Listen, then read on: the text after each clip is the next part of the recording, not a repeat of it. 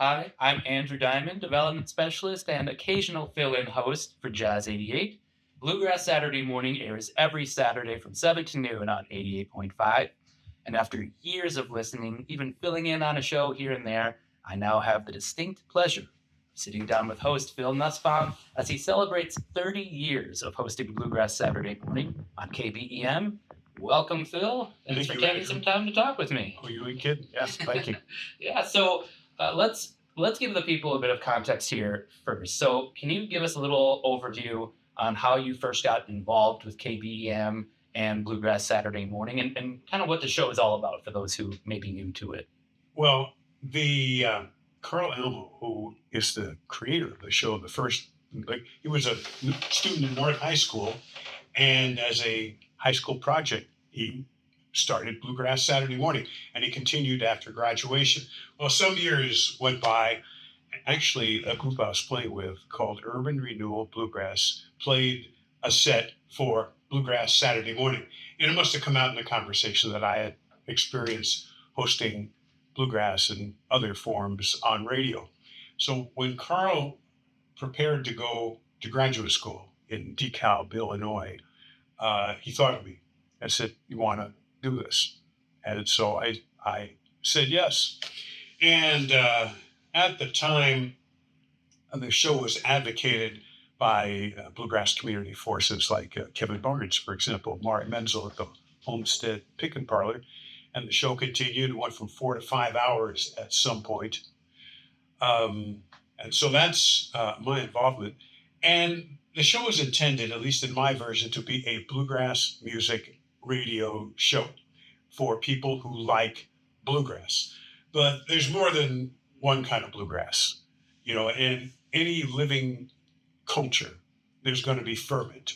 There's going to be boundaries and people pushing the boundaries and reinventing, using previous bluegrass as a model to invent new bluegrass. So the idiom constantly reinvents itself.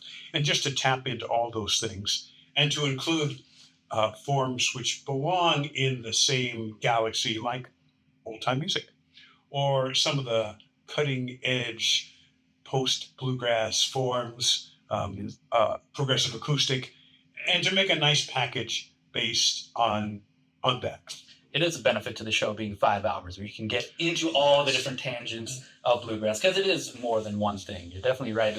I did not know that it started as essentially a high school project, and then 30 years later, here we are. So very cool.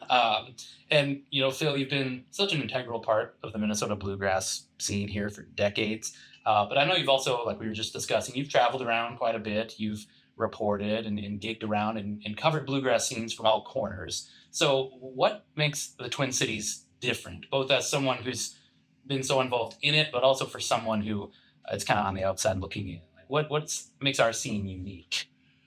Well, it's just that there's so much activity. There's so many bands. Yeah. And if you go to the Minnesota Bluegrass and Old Time Music Association magazine or online, you see all of these bands listed with their email addresses. If you're looking for a band, you can go there and check them all out. But that's really a lot. And some of these bands, well, maybe get together and play once a month, or their goal is to play at the Winter Bluegrass Weekend. But some of them are rehearsing all the time, playing a lot professionally, recording their music, and there are definite highlights. I mean, some of our bands, Stony Lonesome, to go back a few years, Monroe Crossing. I've played around the world, right. And some of the others who have not played around the world are pretty darn good. Yeah, absolutely. So I guess it's the ferment, the activity that really makes it. You're in the middle of something that's going strong. Yeah, there's an energy to it for sure.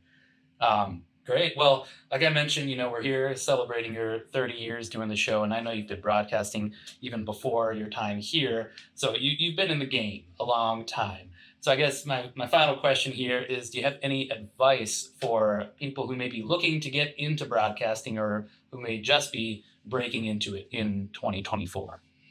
Well, as Eve Bledsoe who I worked for in Newark High School classrooms, would say, Our host of A Little Taste of Heaven on Sundays. Yeah. that's right. And she hosted, she was the teacher for radio classes in radio at North High School, and I helped. Eve said, it's harder than it looks.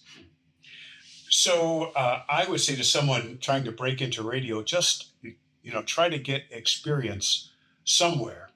And, there are volunteer radio stations around. And that is a great way to do it. And just be, I remember something that my friend, whose name he's with CBS, and as a newsman, I hear him on the radio every once in a while. Mm-hmm. And he said to me once during college radio, he said, listen to what they're saying. Listen to what the DJs are saying. And, in other words, the DJs who are on the air are your models. Now, you don't have to accept every kind of radio announcing. There's some that's designed that just to make the listener get carried along to the next song, next commercial, next. But sometimes there's some really good information in there, and you've got to say it quickly, and you've got to have your thoughts in a good order. So one thing leads to the next, and then the tone. Sometimes I don't remember what I was listening to yesterday, but I picked up on the announcer was definitely announcing, Mm-hmm. and then, you'll hear some show hosts, and I'd like to think you hear that on Jazz 88 today, that are talking to you. Right. It's of course an improved version of daily speech, but it is based on that. So you feel like you have a companion. Right. So it's having good models, and then it's having the place to practice. And I always think it matters to know something or to have some point of view about the music you're presenting.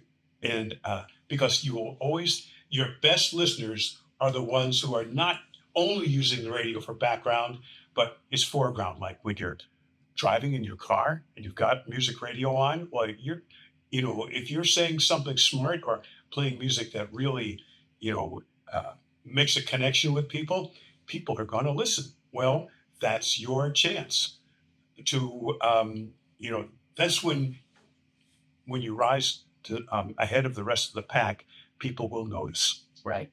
No, that's great.